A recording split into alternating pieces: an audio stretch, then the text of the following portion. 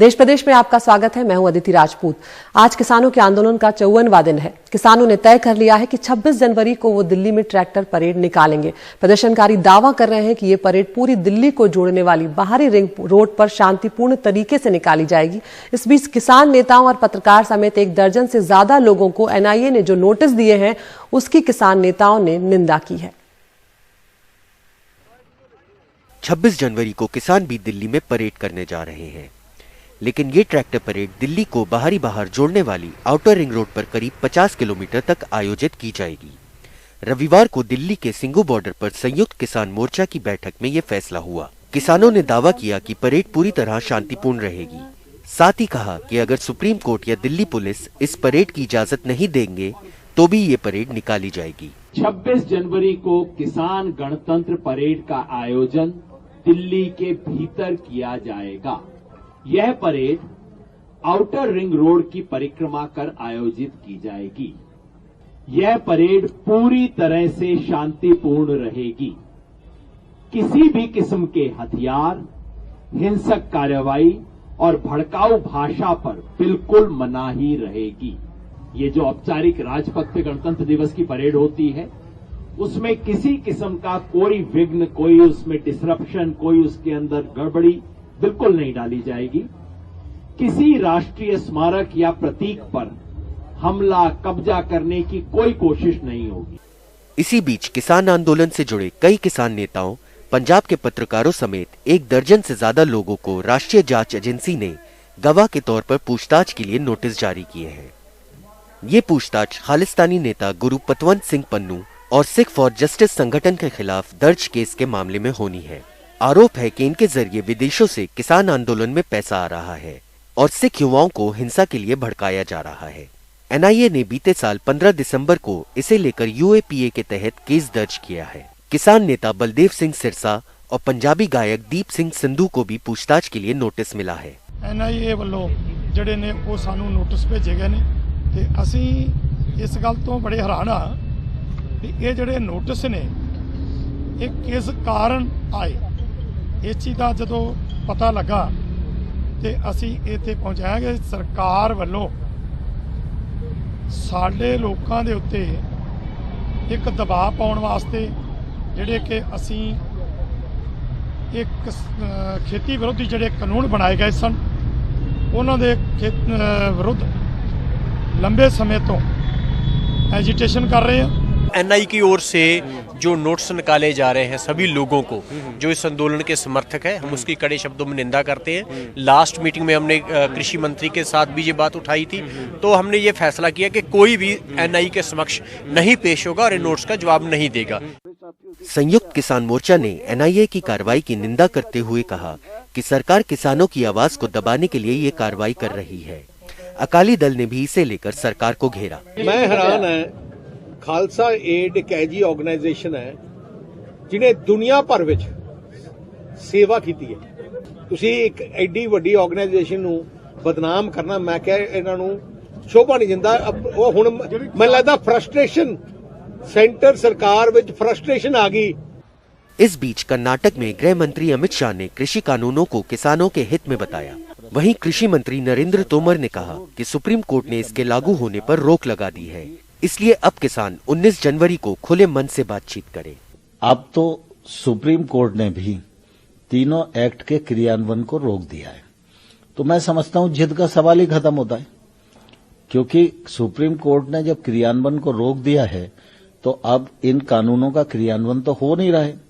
हमारी अपेक्षा है कि किसान 19 तारीख को क्लॉज बाय क्लॉज चर्चा करें, वो रिपील के अलावा क्या विकल्प चाहते हैं वो विकल्प सरकार के सामने प्रस्तुत करें, तो सरकार जरूर पूरी गंभीरता के साथ उनकी समस्या पर, उनकी आपत्ति पर विचार करने को खुले मन से तैयार है।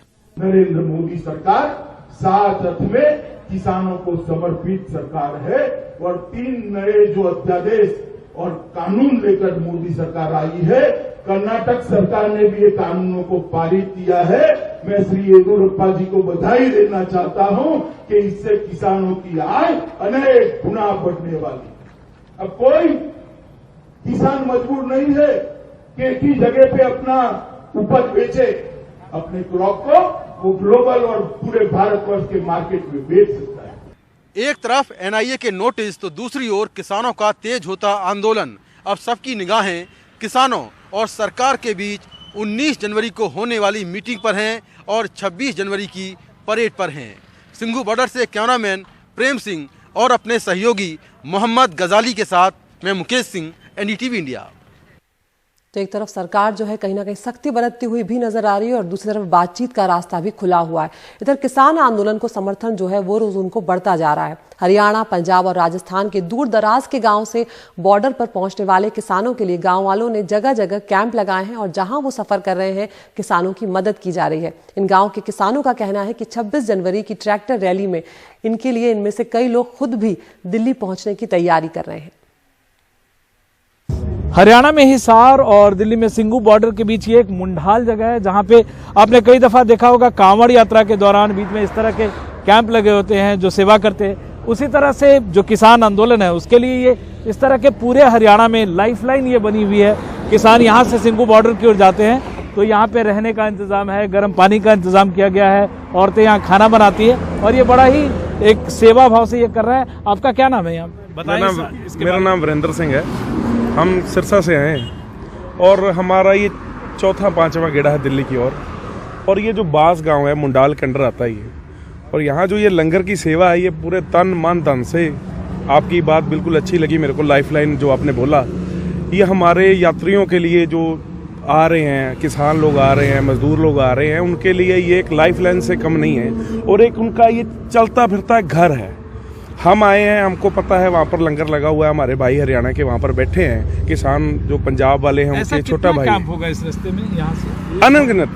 अनगिनत आप गिन नहीं सकते, हर 10 किलोमीटर आप गिन नहीं सकते भाई साहब, मैं आपको ये बोल रहा हूँ, आप गिन नहीं सकते। कोई जरूरी नहीं उसका टेंट लगा कर ही कोई लंगर लगा रहा होगा। आप किसी के दरवाजे पर वैसे खड़े हो जाओ जिस गाड़ी के ऊपर बैनर लगा हो या आपकी थोड़ी सी पहचान आपको वहाँ पे पता कि आप दिल्ली जा रहे हो, तो हर घर आपके साथ, हर परिवार आपके साथ और हर मोहल्ला कॉलोनी आपको कोऑपरेट करेगी। फंडिंग कैसे होती है, क्या नाम है आपको बताएं? फंडिंग क्या कुछ ही नहीं, मतलब जैसे यहाँ पे पैसा कैसे आ रहा है? पैसे सहयोग दे रहे हैं सभी भाई लोग, किसान लोग। पॉलिटिकल पार्टी का कोई पॉलिटिकल पार्टी नहीं है इसमें, कोई भी पॉलिटिकल पार्टी का कोई सहयोग नहीं है। हमारे एनआरआई भाई लोग बाहर बैठे हैं, हमारा आस पड़ोस, हमारा मोहल्ला, हमारा गांव, हम खुद, ठीक है। ये जो आप लोगों को लगता है कि रोज किसान आ रहे हैं यहाँ? हाँ, रोजाना इतने आ रहे हैं, मतलब गिनती में कोई नहीं आते। आदमी आते हैं यहाँ पे रोज 2,500 से 3,000 यहाँ? हाँ, रुकते हमारे पास। अच्छा, इस टेंट वेंट में? हाँ, मतलब खाना खाओ चले जाओ। रात को भी यहाँ पे कम से कम 40-50 आदमी रुकते हैं जो रात को लेट जाते हैं। यहाँ औरतें भी हैं तो मतलब खतरा नहीं है ना? कोई खतरा नहीं है। तो आप लोगों को लगता है मसला सुलझेगा? आप तो इतने दिन से सुलझाना पड़ेगा और उनके हम छोटा अकेला उसका, हम तो ऐसे ही बैठे हैं। कितनी उम्र है आपकी? मेरी 63 साल है। और 22 न जमा गदर कर जाएंगे दिल्ली में, इतने ट्रैक्टर कहीं नहीं नोड़ेंगे। 26 जनवरी तैयारी 22 को कर देंगे, दिखा देंगे सरकार को। किसान जागरूक हो चुका है, अब इनकी धड़क भाव नहीं चलेगा। ये तो सबकी मैं खुश से खाना चाहूँ जी, वो कौन चलन देंगे। क्या नाम है आपका? मेरा नाम दीपेन है जी, बास गांव था। हाँ। क्या करते हो आप? पढ़े जी। पढ़ते हो? हाँ। किस क्लास में? अभी BA करा सर। कब से शुरू किया, कितना मतलब रोज खर्च होता है? हमने ये पिछली 10 तारीख से स्टार्ट किया था, 10 दिसंबर से। अच्छा। और 24 घंटे लंगर चलाते हैं और जब तक हम जीत के एक किसान वापसी पंजाब नहीं पहुंच जाता तब तक हम इस लंगर को चलाएंगे। 24 घंटे के लिए सेवा देंगे और यहाँ खर्च हर रोज 20 से 25 हज़ार प्लस खर्च होता है। कहाँ से आता है पैसा? पैसा युवा साथियों के और पड़ोस से, किसानों से, सबकी मदद मिल रही है। गाँव वाले लोग, मास्क वाले दे रहे हैं, सब बहुत अच्छा सहयोग दे रहे हैं। क्या नाम है आपका?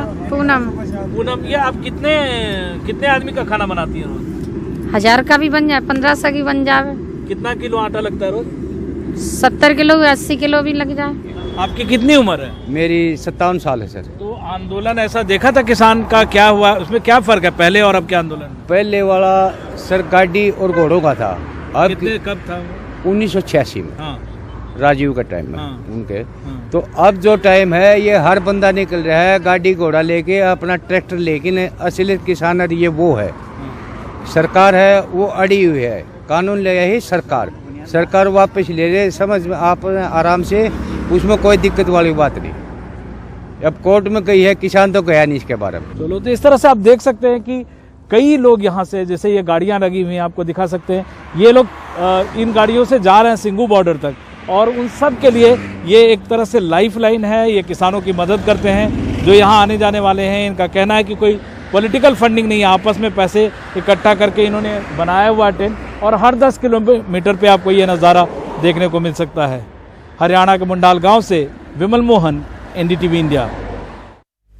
कृषि कानूनों को लेकर हरियाणा के मुख्यमंत्री मनोहर लाल खट्टर लगातार विरोध का सामना कर रहे हैं। उनके अपने गांव में भी विरोध होने लगा है। रोहतक के निंदाना गांव के लोगों ने पंचायत करके ये ऐलान कर दिया है कि वो मुख्यमंत्री को गांव में घुसने नहीं देंगे। इस पंचायत के दौरान गांव के लोगों से चंदा जमा करने पर भी सहमति बनी है। चंदे की रकम से दिल्ली हरियाणा बॉर्डर के धरना स्थल पर राहत सामग्री भेजी जाएगी। उधर गाजीपुर बॉर्डर पर प्रदर्शन कर रहे किसानों को सियासी दलों का भी समर्थन मिल रहा है। उत्तर प्रदेश के कई जिलों से बीएसपी कार्यकर्ता धरने का समर्थन करने पहुंचे। कई जगहों से आए एनजीओ के कार्यकर्ता भी कृषि कानूनों के खिलाफ विरोध जता रहे हैं और अलग अलग दिल्ली की सीमाओं पर बैठे किसानों के साथ जुट रहे हैं।